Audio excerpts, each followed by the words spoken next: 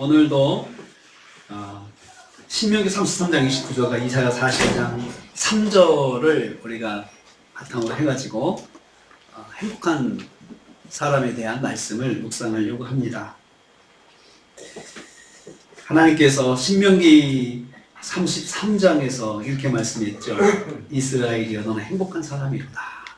그 말씀을 가지고 우리 성도가 행복한 사람이라고 하나님 하셨는데 도대체 그 행복이 무엇인지 계속 우리가 묵상하고 있습니다. 지나가서 이사야 42장 3절 말씀에 이스라엘 백성에게는 이런 은혜가 있다 말씀하셨습니다. 상한 갈대를 꺾지 아니하며 꺼져가는 등불을 끄지 아니하고 진실로 정의를 시행한다. 우리 하나님께서 상한 갈대 같은 심령 꺾지 않으시고 꺼져가는 등불 같은 심령 못 쓰겠다 폐기하거나 그냥 덮어 꺼서 버리지 아니하신다 그죠.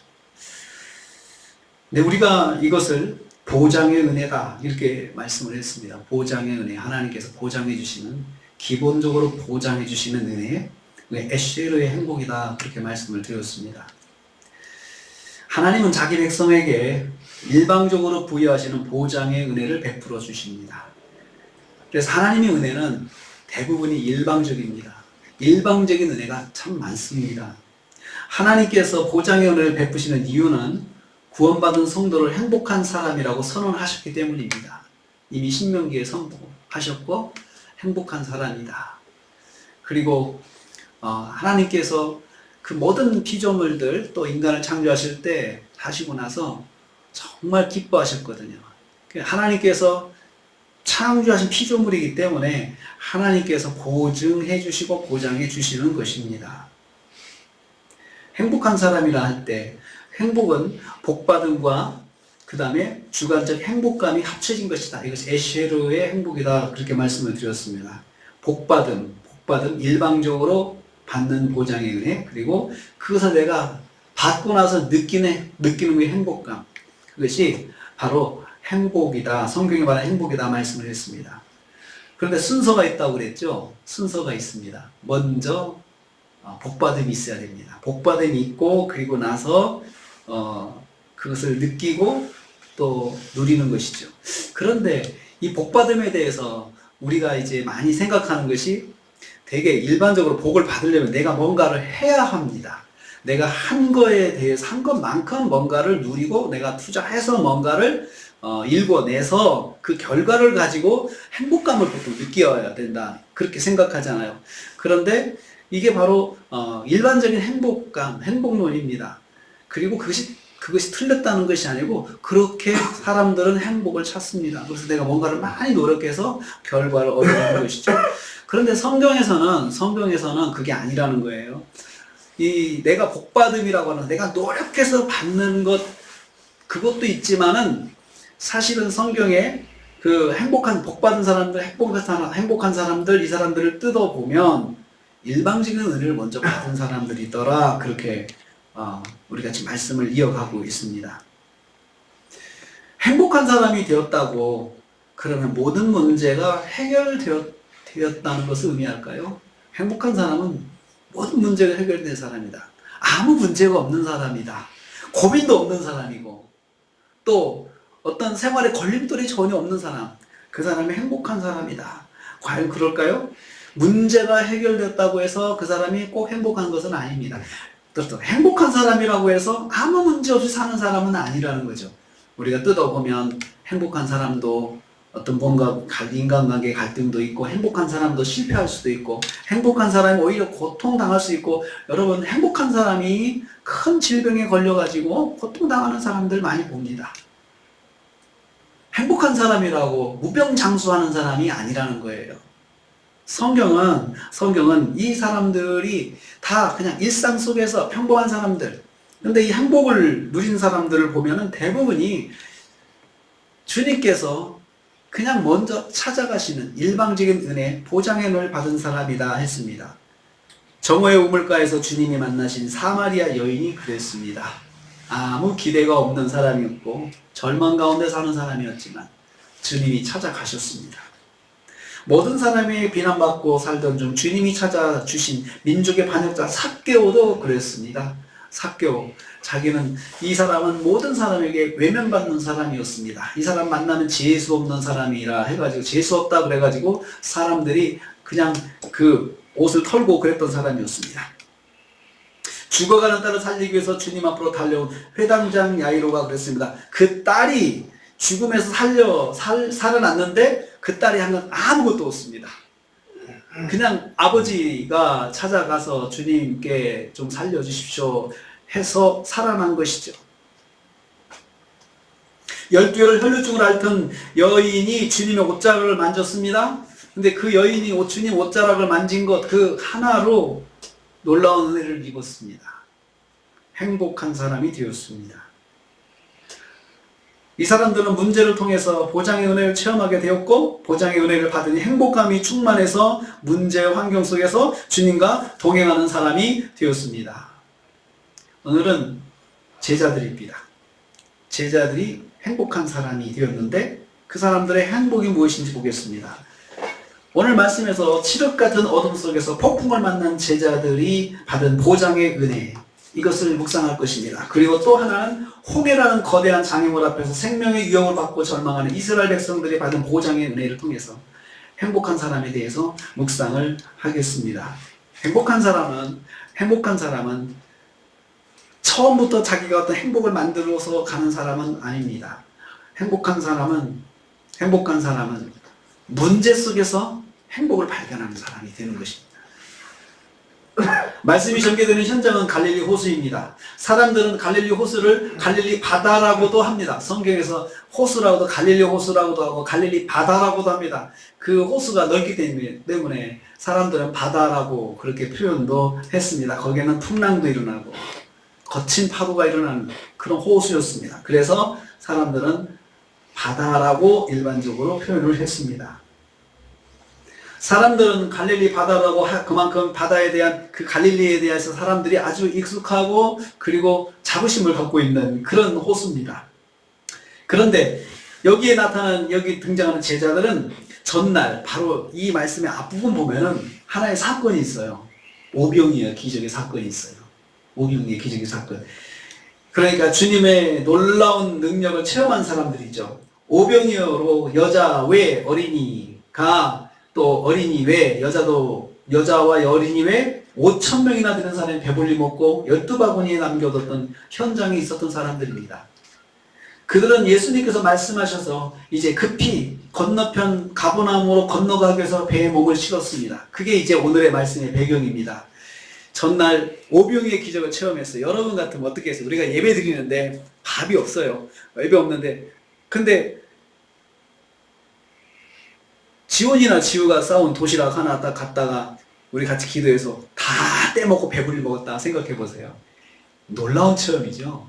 진짜 놀라운 체험. 이건 뭐 말 않고는 견딜 수 없는, 가서 그냥 우리가 이런 일이 있었어 라고.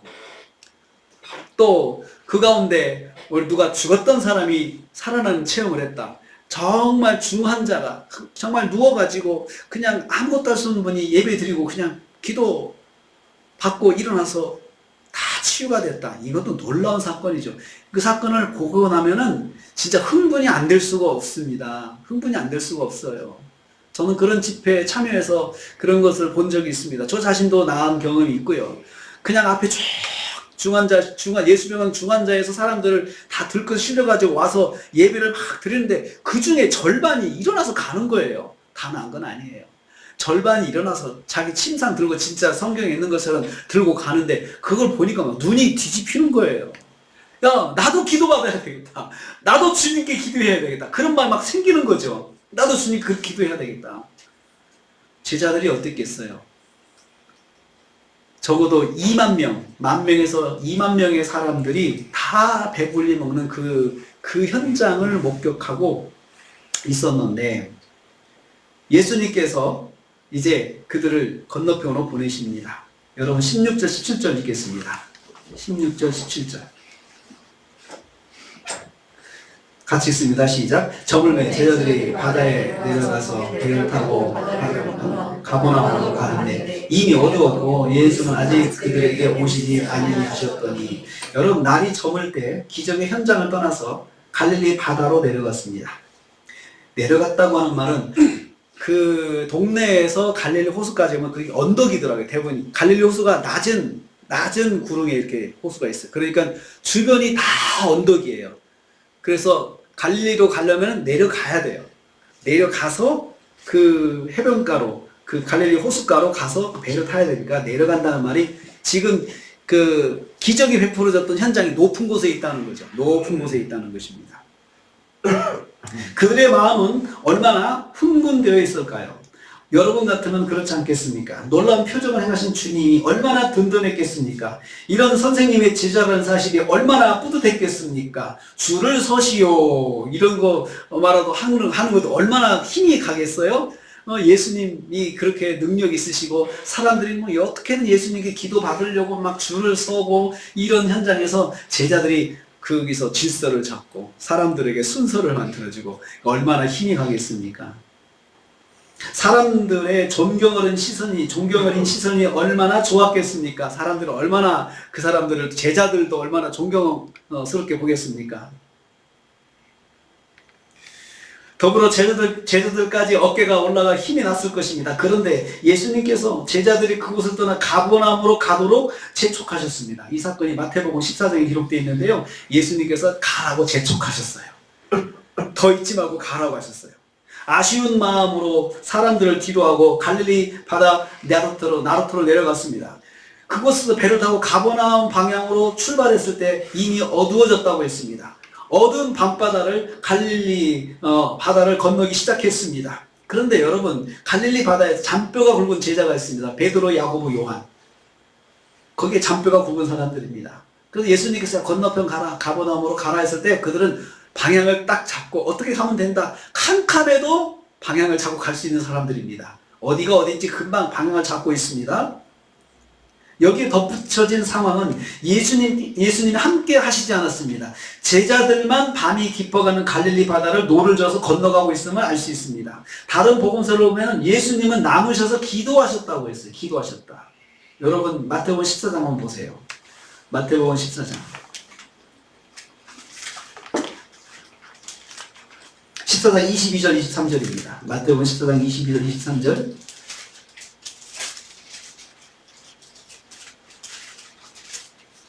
자, 같이 읽겠습니다. 예수께서 즉시 제자들을 재촉하사 자기가 무리를 보내는 동안에 배를 타고 앞서 건너편으로 가게 하시고 무리를 보내신 후에 기도하러 따로 산에 올라가시니라. 점을 매 거기 혼자 계시더니 여기 이 말씀 보면 예수님께 제자들을 재촉하셔 보내셨다.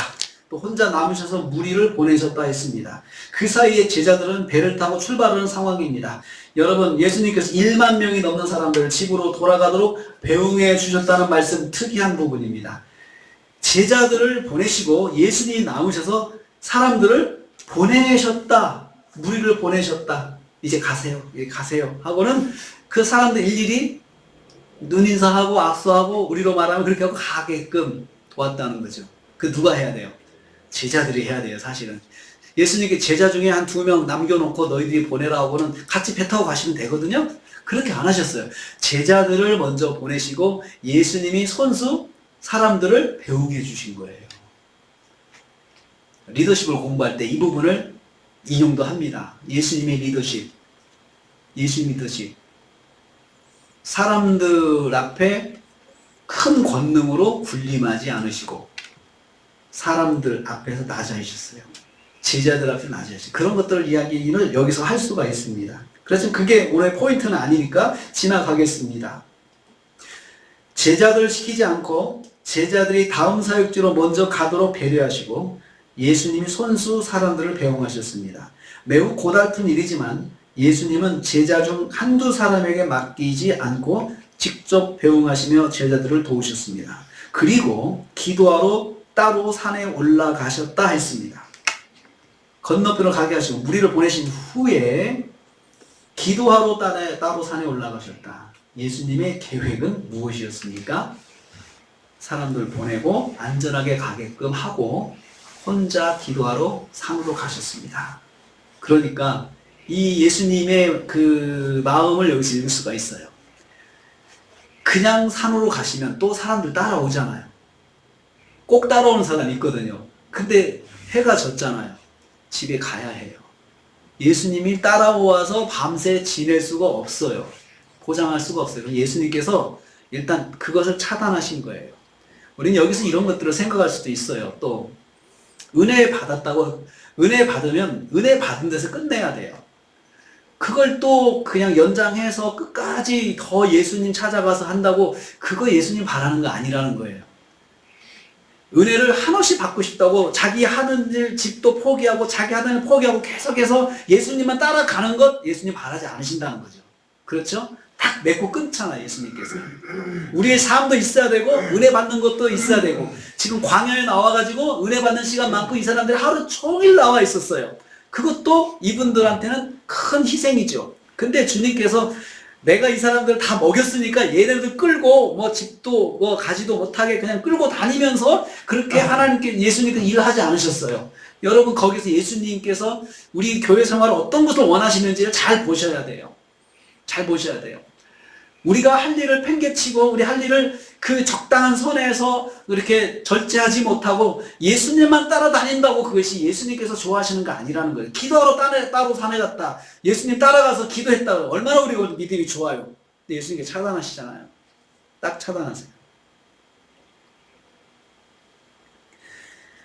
기도하러 따로 산에 올라가서 날이 저무는 시간까지 기도하셨습니다. 그러니까 사람들 보내고, 제자들 출발하고 사람들 보내고, 그리고 날이 이제 저물었어요. 제자들이 배를 탈 때 저문 시간이었어요. 예수 산에 올라가셔서 계속해서 기도하셨으니까 계속해서 밤이 깊어가고 있는 것입니다. 제자들이 배를 타고 건너가는 동안 예수님은 기도하셨던 것입니다. 그래서 예수님은 아직 제자들과 함께 하시지 않았습니다. 예수님은 기도하시는 시간을 가지고 쉬기 위한 또 시간이었습니다. 그런데 제자들은 건너가다가 새벽 시간에 캄캄한 바다 위에서 풍랑을 만나게 되었습니다. 그게 오늘의 말씀의 내용이죠. 요한복음 넘어가겠습니다. 요한복음 6장 18절 19절입니다. 이제 18절 19절 같이 읽습니다. 큰 바람이 불어 파도가 일어나더라. 제자들이 노를 저어 11일쯤 가다가 예수께서 바다 위로 걸어 배에 가까이 오심을 보고 두려워하더라. 큰 바람이 불어 파도가 일어났습니다. 마태복음에는 높은 물결과 거스르는 바람이 불었다고 했습니다. 맞바람과 높은 물결이 제자들에게 닥쳐온 것입니다. 맞바람이 온다는 것은 앞으로 못 간다는 거예요, 배가. 근데 노를 저어서 가야 되는데 가버나움 방향에서 바람이 불어온 거예요. 배를 저어도 앞으로 나가지 못한 채 8시간, 9시간 정도를 계속 노력을 했는데 한 4km 정도밖에 못 갔습니다. 죽음의 두려움에 휩싸여 고난을 당하고 있습니다. 새벽 3시쯤 되었을 때, 이제 새벽 3시가 가장 어두운 때죠. 이제 봉이 틀기 전, 그때부터 4시, 5시까지 가장 어두운 때인데, 캄캄하죠. 바람은 불죠. 폭풍은 높게 일고 있는데 배에 들이치니까 폭풍이 부는 것을 느끼지 눈에는 안 보일 거예요, 폭풍도. 그런데 경험이 많은 제자들은 지금 바람이 세니까 폭풍도 많이 불고 자기들이 위험하다는 걸 알았을 것입니다. 그런 상황에서 예수님께서 바다 위로 걸어오심을 보았습니다. 예수님께서 바다 위로 걸어가신 거죠. 갈릴리 언덕에서 기도하시던 주님이 제자들의 상황을 아시고 그들에게 찾아갈 것입니다. 이 말씀을 보시면서 상상을 좀 해봐야 됩니다. 여기서 우리가 제자들에 대해서 발견해야 할 모습이 있습니다. 여러분 18절 19절 다시 보면 제자들이 거기 어떤 모습으로 있는지 한번 보세요. 큰 바람이 불어 파도가 일어났다. 덮쳤죠? 제자들이 노를 저어 11리쯤 갔다. 계속 노를 열심히 저 다 어부 출신 노련한 어부 출신들이 있으니까 방향을 잡고, 야, 어떻게 노를 저어, 그리고 균형을 잡고 앉아. 그래가지고 서로 노력을 했겠죠. 그래서 겨우 12월이쯤 갔다. 12월이. 그러니까 약 거기 4km 정도를 겨우 간 거죠. 그런데 아직도 도착을 못했어요. 제자들의 방향은 계속 가버나움을 향했지만 도착하지 못했습니다. 이때 제자들의 모습이 어떤 모습이었을까요? 갈릴리 바다에 잔뼈가 굵었던 베드로, 야고보, 요한의 경험을 살려 이까짓것 감당할 수 있을 것이라 생각했던 것입니다. 이 사람들도 어부 시절에 이런 풍랑 만난 적은 있었을 것입니다. 그래서 그럴 때는 어떻게 해야 된다고 경험을 살려서 했을 것입니다. 열심히 더 노를 저었습니다. 하지만 문제는 해결되지 않았습니다. 여기서 제자들에게 한 가지 안 보이는 게 하나 있어요. 예수님을 부르거나 기도하지 않았어요.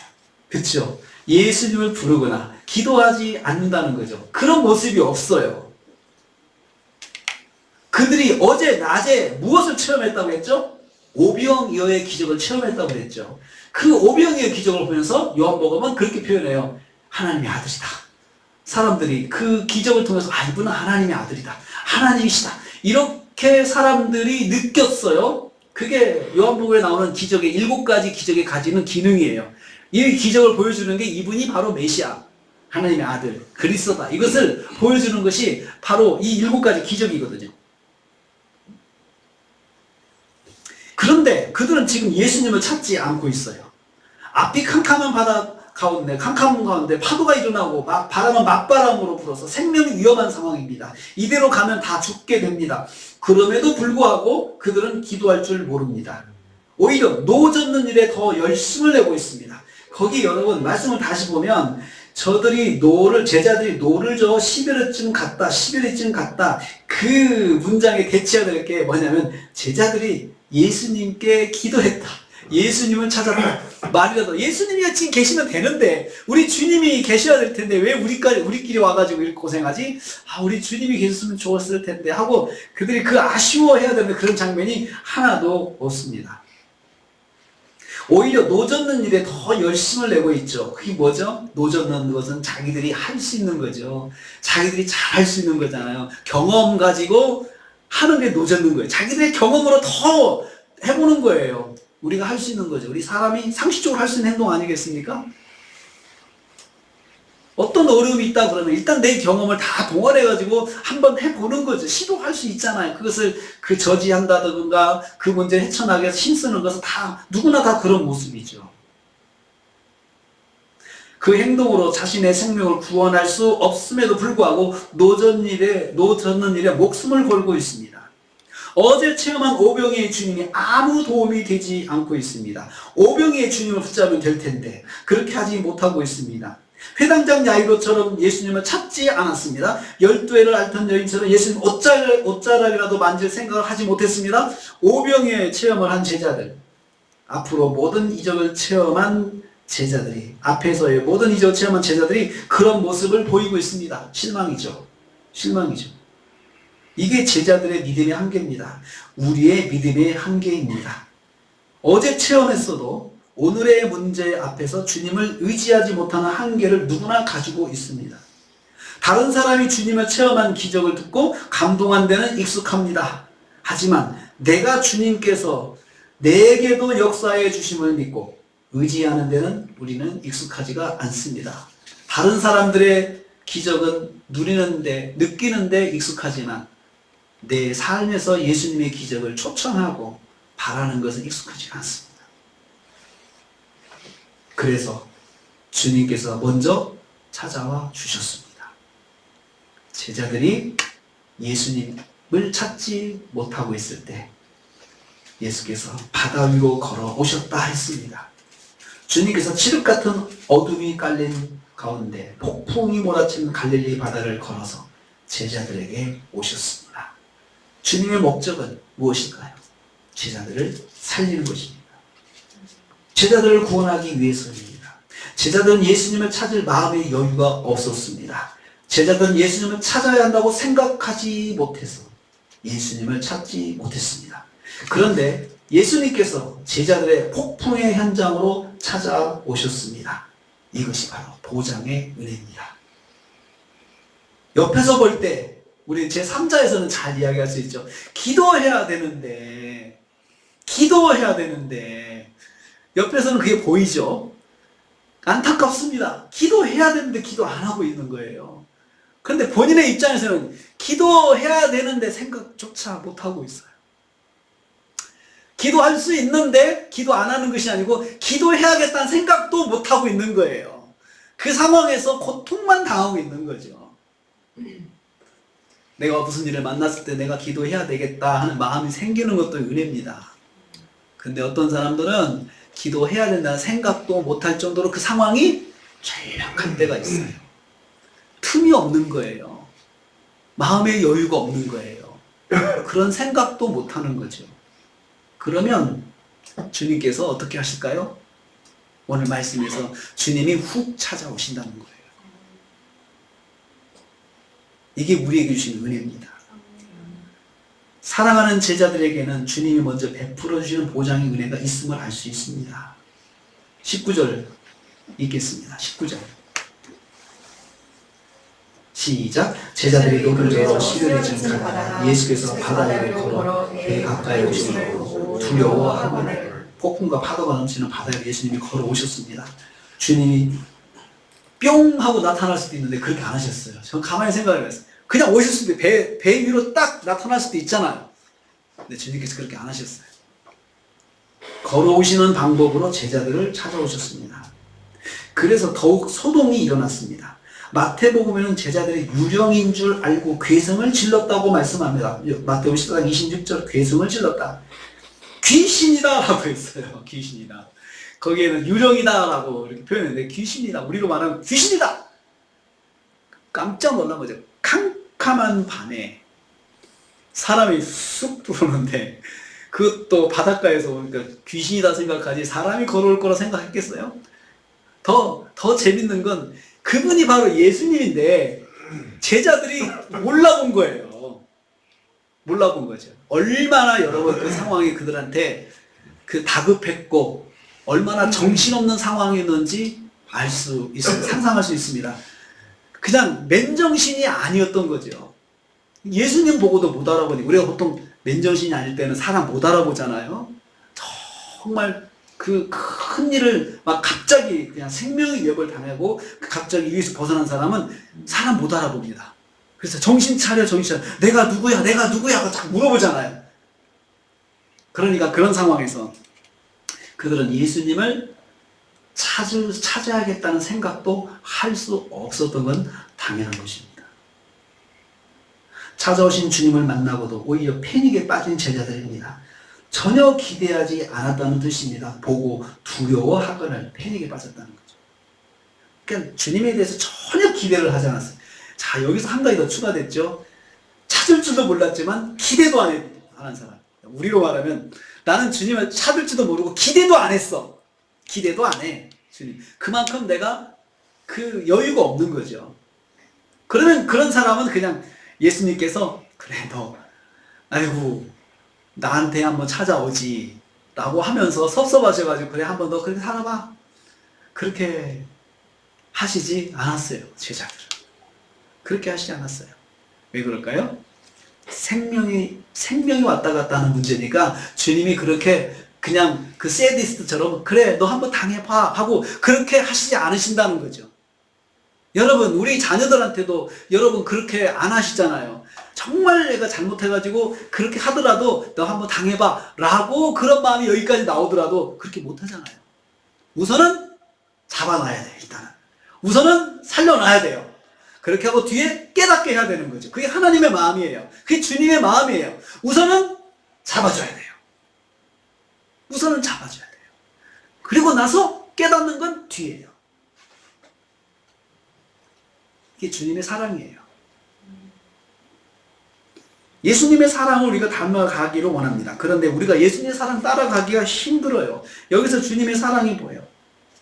전혀 생각하지 않고 찾을 줄도 모르고 아예 전혀 마음에도 머릿속에 생각도 없던 사람들에게 훅 찾아오셔서 일단 생명을 살려놓고 보시는 보장의 은혜는 기대하지 않아도 성도에게 주시는 은혜의 선물임을 알 수 있습니다.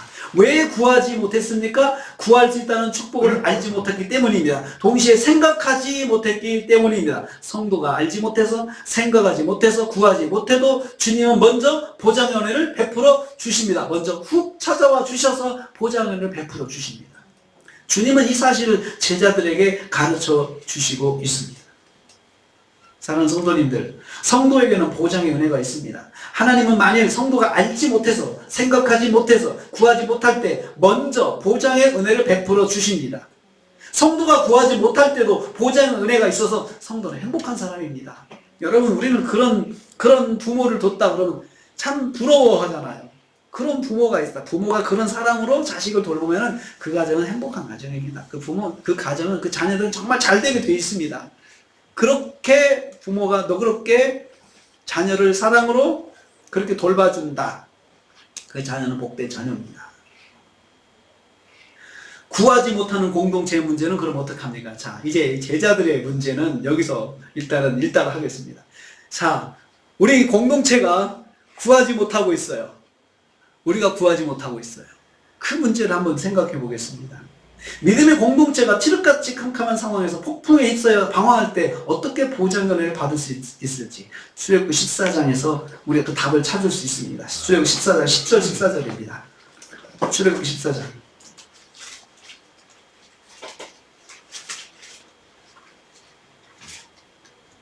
10절부터 10절, 11절, 12절을 먼저 읽겠습니다. 10절, 11절, 12절 출애굽기 14장 같이 읽습니다. 바로가 가까이 올 때 이스라엘 자손이 눈을 들어 먼저 애굽 사람들이 이스라엘 자손이 심히 두려워하여 여호와께 부르짖고 그들이 또 모세에게 이르되 애굽에 매장지가 없어서 당신이 우리를 이끌어내어 이 광야에서 죽게 하느냐 어찌하여 당신이 우리를 애굽에서 이끌어내어 우리에게 이같이 하느냐 우리가 애굽에서 당신에게 이것이 아니냐 이르기를 우리를 내버려두라 우리가 애굽 사람을 섬기는 것이라 하지 아니하더냐 애굽 사람을 섬기는 것이 광야에서 주는 것보다 낫겠노라. 여러분 이의 말씀은 하나님께서 행하신 10가지 재앙 후에 기적적으로 출애굽한 이스라엘 백성이 만난 새로운 상황입니다.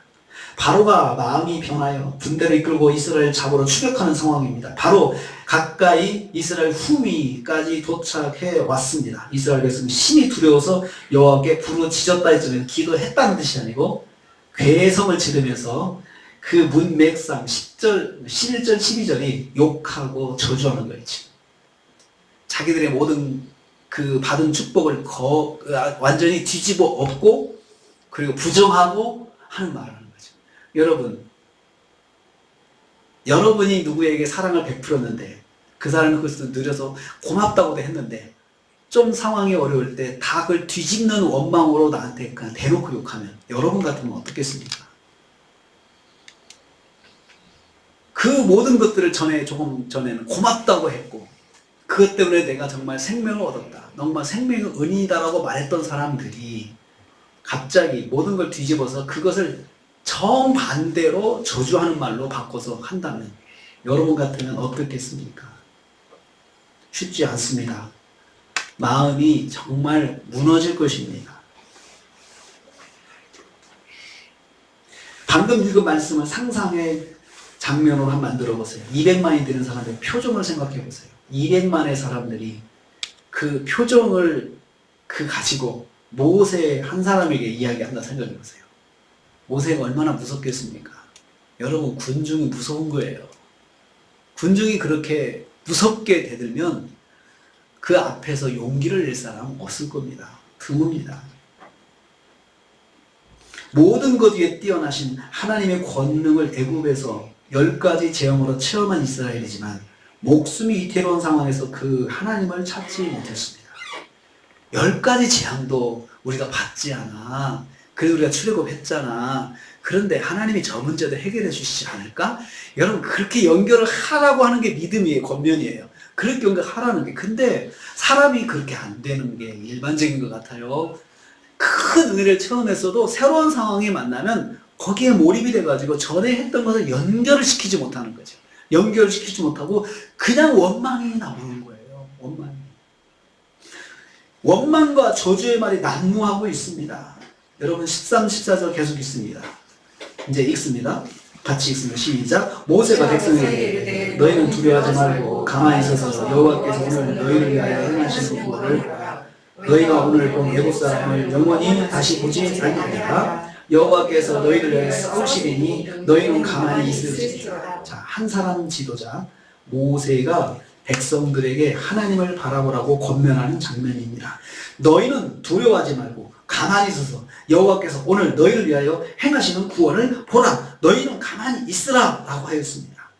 한 사람이 깨어서 영적으로 눈이 가려진 모든 사람을 이끌어가는 장면입니다. 눈에 보이는 현실에 무서워서 떨며 할 수 없는 말로 공격하는 백성들의 눈을 하나님께 향하도록 이끌어주고 있습니다. 백성들의 눈, 원망의 눈, 그렇게 해서 모세를 쳐다보면서 그 욕하는 그 눈을 하나님께 향하도록 이끌어주는 모세를 봅니다.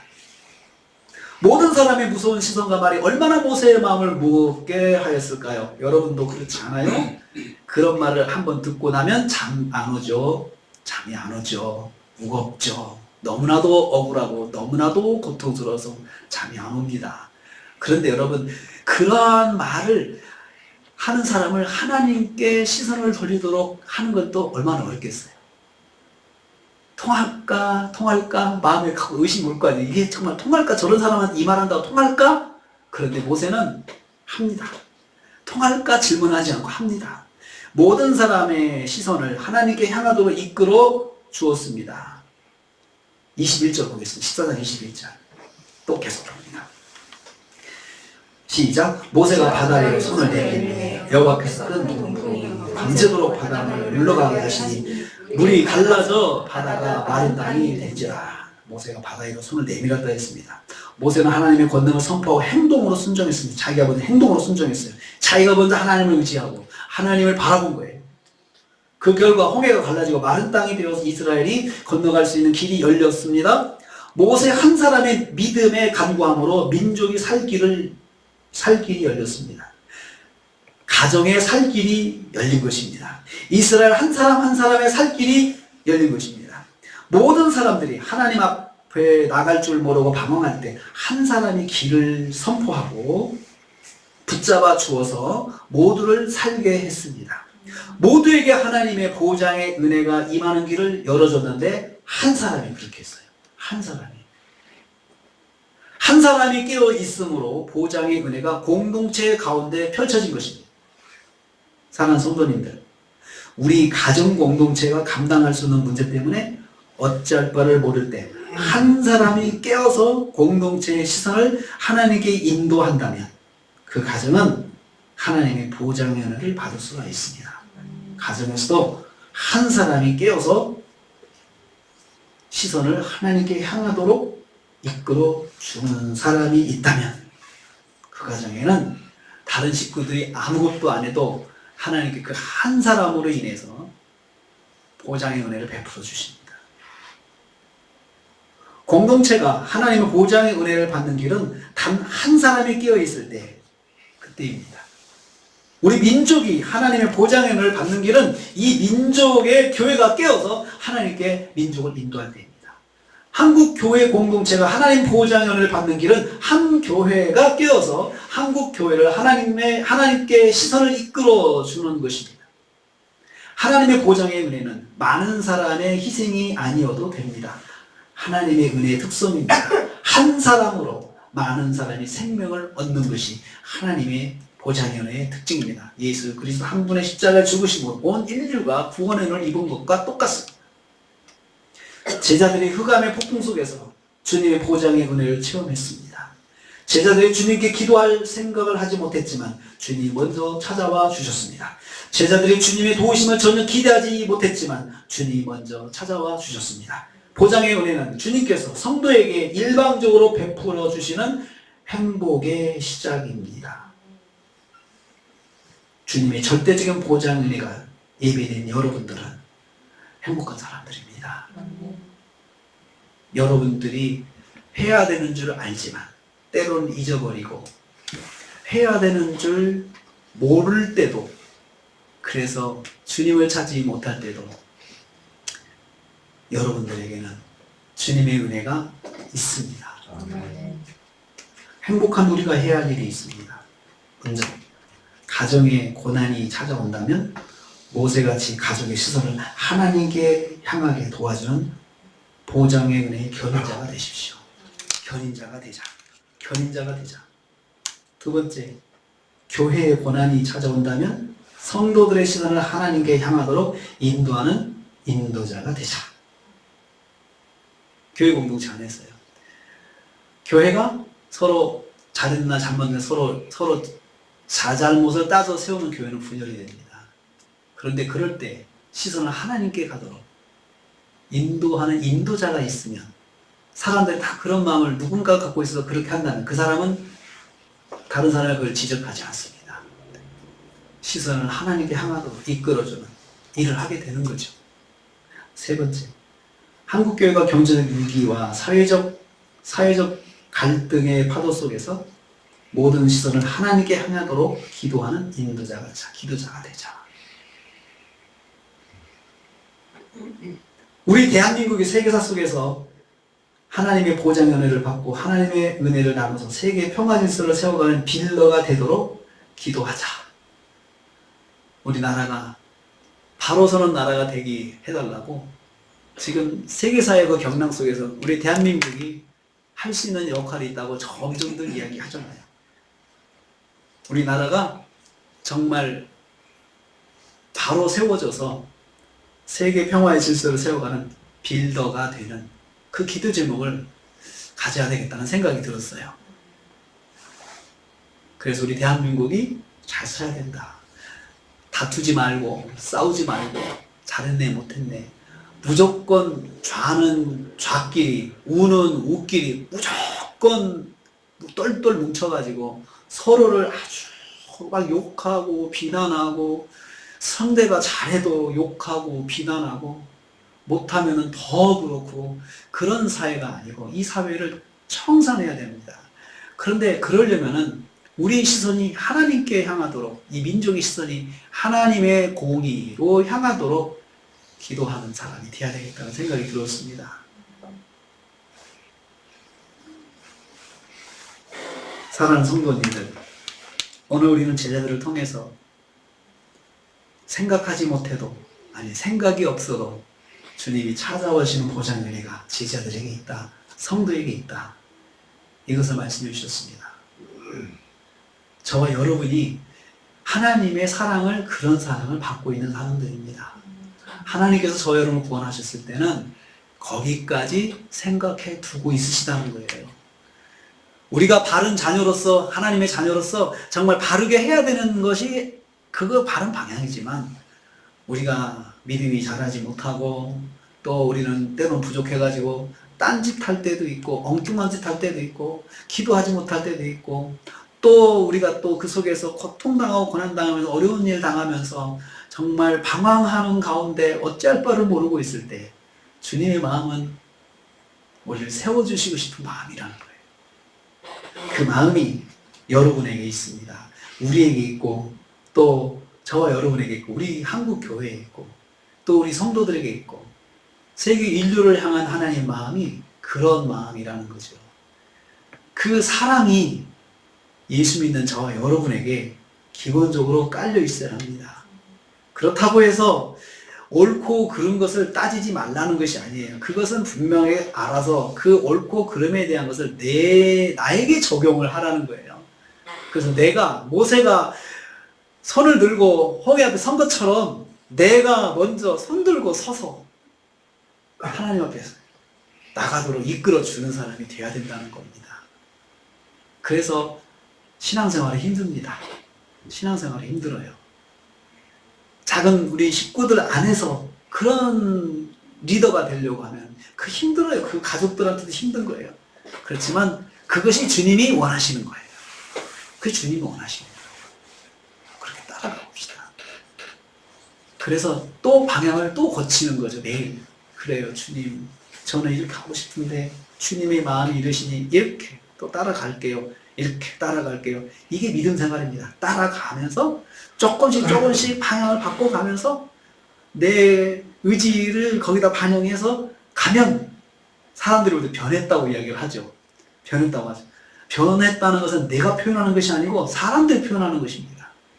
우리 교회가 변했다, 우리가 말하는 게 아니고 사회 사람들이 말하는 것이 돼야 되는 거죠. 내가 변했다, 내가 이야기하는 게 아니고 우리 자녀가 나를 이야기를 해야 되고 가까이 있는 사람들이 그렇게 해야 되는 것이죠. 그러기 위해서는 완벽하라는 것이 아니고 말씀 앞에 서려고 날마다 노력하면서 정말 그렇게 주님의 은혜를 구하면은 우리가 조금씩 바뀝니다. 조금씩. 보장의 은혜를 받은 사람들이 제자들이었습니다. 그래서 그들이 큰 사람들이 됐어요. 나중에 그 초대교회를 감당하는 지도자가 되었어요. 주님이 이런 답답한 사람들 데리고 계시면서도 한 번도 주님께서는 한탄하지 않으셨어요. 사랑의 눈길로 그 제자들을 바라보셨습니다. 저와 여러분에게 주님의 그 시선이 있다는 걸 기억하시고 그 보장의 은혜를 누리는 행복한 한 주간이 되시기를 주님의 이름으로 축복합니다. 기도하겠습니다. 우리 함께 기도합시다. 제가 두 가지만 드리겠습니다.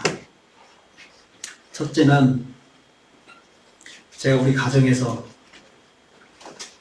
우리 가족들의 시선을 주님께 향하도록 인도하는 견인자가 되기를 원합니다.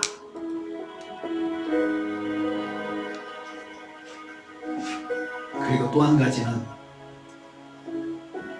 우리 한국 교회, 우리 한국 사회가 우리 교회를 통해서 시선이 하나님께 향할 수 있도록 우리 교회가 견인자 역할을 되게 해주십시오. 사람들이 교회를 바라보는 시선이 이제는 너무 우리가 교회가 우양화돼가지고 교회를 다 도매금을 욕하잖아요. 여러분 우리 교회는 안 그러잖아요? 우리 교회는 안 그렇습니다. 그렇지만 그게 아무 의미가 없어요. 왜냐하면 이미 우리는 한국 교회라는 큰 울타리 속에 들어가 있기 때문에 똑같은 시선을 바라보고 있어요. 그래서 우리가 바라는 것은 우리 사회가 하나님의 시선으로 하나님의 시선을 돌려서 하나님을 바라보고 하나님의 공의가 우리 사회 속에 임하는 그런 견인자 하게끔 우리가 바꾸자는 게 아니고 우리가 있는 곳에서 사람들의 시선이 하나님께 향할 수 있도록 도와주는 그런 사람이 되자. 그렇게 기도하기 원합니다. 가정에서 또 우리 사회 속에서 사람들의 시선이 우리 식구들의 시선이 하나님께 향할 수 있도록 이끌어주는 견인자, 사람들의 시선이 하나님께 향할 수 있도록 도와주는 견인자 되게 하여 주시옵소서. 우리 같이 보장의 은혜를 받은 자로서 우리 한번 그렇게 기도하겠습니다. 하나님 감사합니다. 우리들의 가정에서 우리 식구들의 시선이 하나님을 향할 수 있도록 이끌어주는 견인자가 되게 하여 주시옵소서. 우리 대한민국 안에서 우리 대한민국이 아버지 하나님 서로가 자기가 옳다고 비난하고 욕하는 상황 속에서 하나님 하나 되게 하시고 저희들이 사람들의 시선이 상대의 잘못에 머무는 것이 아니고 하나님께 향할 수 있도록 아버지 하나님 도와주는 견인자가 되게 하여 주시옵소서. 그래서 저희가 치료되어야 우리가 치료를 바라고 있습니다. 우리 가정도 하나님 치료를 바라고 있습니다. 가정에서 견인자가 되게 하시고 사회 속에서 견인자가 되게 해주시옵소서. 주님, 오늘은 폭풍 속에 제자들에게 베풀어 주신 보장의 은혜를 보게 하심을 감사드립니다. 구하지 못하고 구할 생각을 할 수 없어도 주님이 먼저 제자들에게 보장의 은혜를 베풀어 주셨습니다. 우리에게도 이런 보장의 은혜가 있는 행복한 사람임을 알게 하여 주시옵소서. 이 은혜를 입고 우리가 모세처럼 어려운 가운데 있는 분들의 시선을 하나님께 향하도록 인도하는 자가 되게 하옵소서. 우리 가정이 어려울 때 가족의 시선을 주님께 이끌어주는 인도자가 되게 하옵소서. 그래서 행복의 전도자가 되게 하옵소서. 예수님의 이름으로 기도하옵나이다. 아멘.